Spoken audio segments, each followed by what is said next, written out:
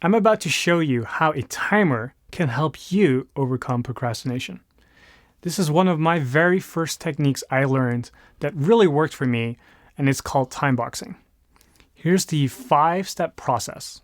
1, you set a timer for 25 minutes. 2, you only work on one thing for that duration.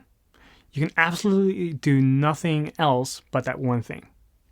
3, after the timer rings, you must take a 5-minute break. No exceptions. 4, reset the timer and repeat this process. 5, for every 4 cycles, you take a 30-minute break. This works especially well if you like having external accountability to push yourself.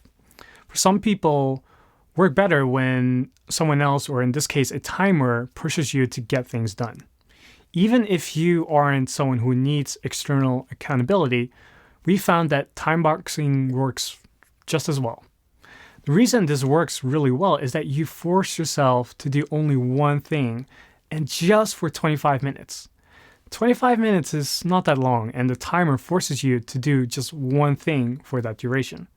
After that, if you don't feel like doing anything else, you can stop. But in reality, what we have found is that taking the break makes you realize that you're making progress. You'll start to think, hey, I did all of that in just 25 minutes. I should keep going for another 25. Here's an example of how I use it. I tend to use timeboxing a lot whenever I'm procrastinating on writing articles.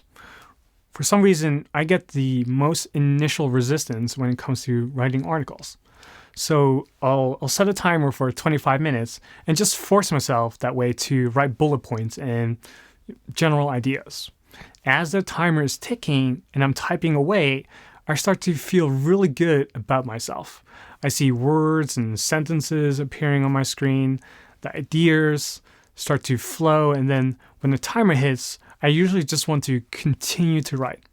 But to make this work, I've learned that you really do have to take that break to quickly re-energize yourself.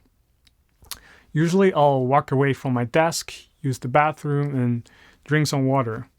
Then I'll get back right into it.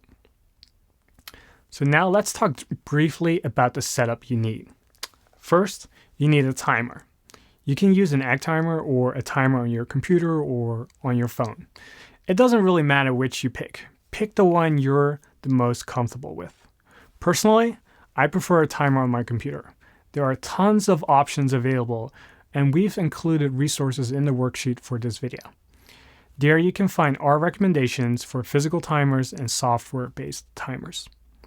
The next time you feel like procrastinating, use timeboxing to overcome that initial resistance.